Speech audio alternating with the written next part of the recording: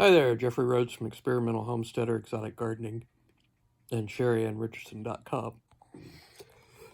Oh, excuse me. Sorry. Please subscribe. Hit that join button, join our membership. Leave us comments down below. We appreciate comments. We do read them, and we do try to respond. Well, first thing, big news. It looks like the railroad strike is not going to happen. It looks like Congress has pushed forward legislation pushing the deal,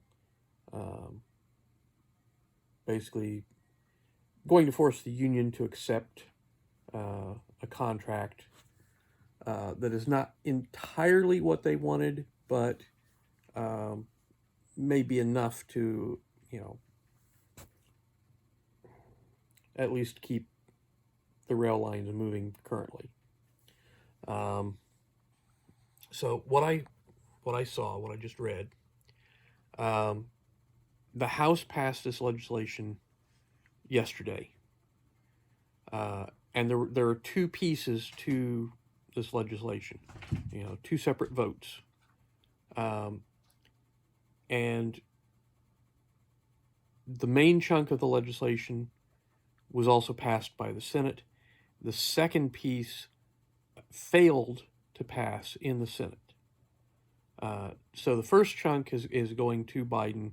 The second part of it is done, basically. So the main part of it is the railroad workers will get a 24% pay increase over the next 5 years.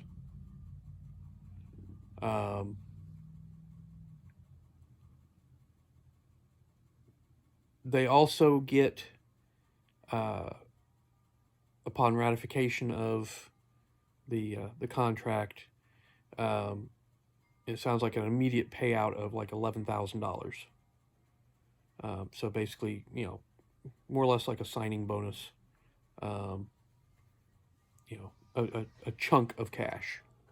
I think it's possibly back pay or something along those lines. They also receive one extra paid vacation day.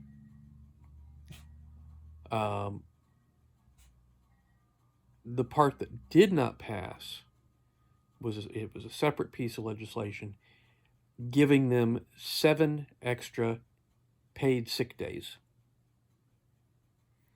And evidently this was one of the big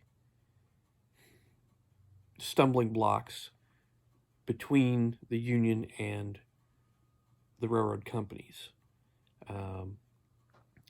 And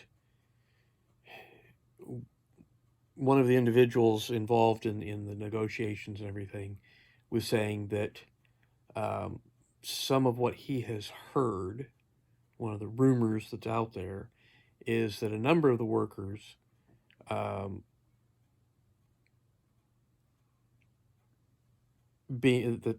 since they're being forced to accept this, they'll accept the back pay, they'll get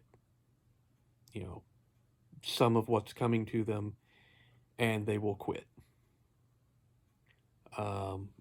So hopefully that doesn't happen, or at least not very many will take that option. Hopefully most of them will accept what's being offered, what's basically being forced on them. But the paid sick days. Part of what they were arguing was that they were being forced to go to work sick, or mentally drained, or face disciplinary action and possibly being fired. And so they didn't. It's not necessarily a safe situation, you know, but they don't have the option of, because they don't have enough sick days, they don't have the option of being able to just call off sick when they need to, or take a, mental health day, um, you know, and so they're working, under duress basically, um, which is not necessarily a good thing. And hopefully, um, this will resolve some of the issues for the moment, and maybe something else can come along down the road a little ways, and they can get some better conditions, um, just not right away, and but at least we can avert the strike. So that's at least one somewhat positive piece of news today. The other halfway decent piece of news, um, there have been, sounds like a couple of refineries that have been brought back online.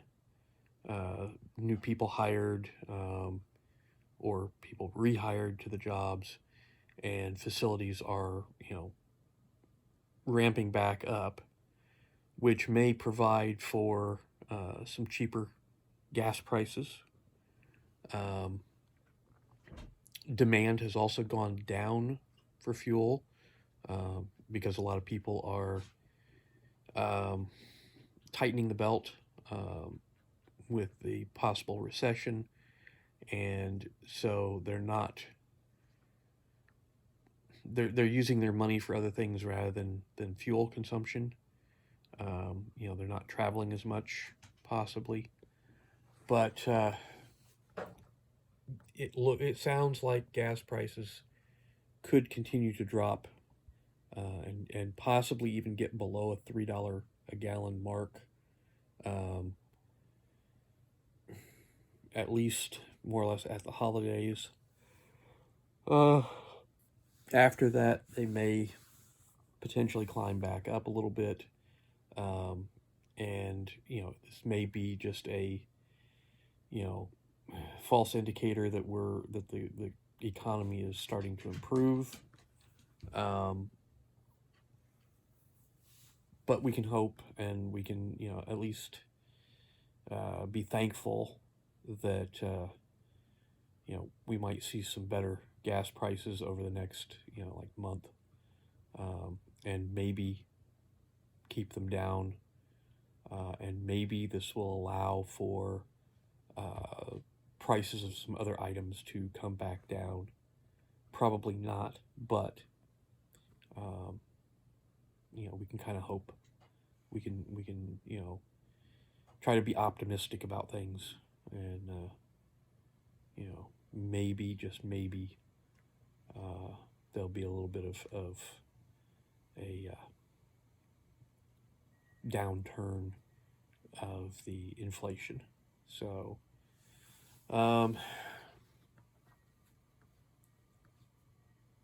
at least we've got something, a couple of decent pieces of news.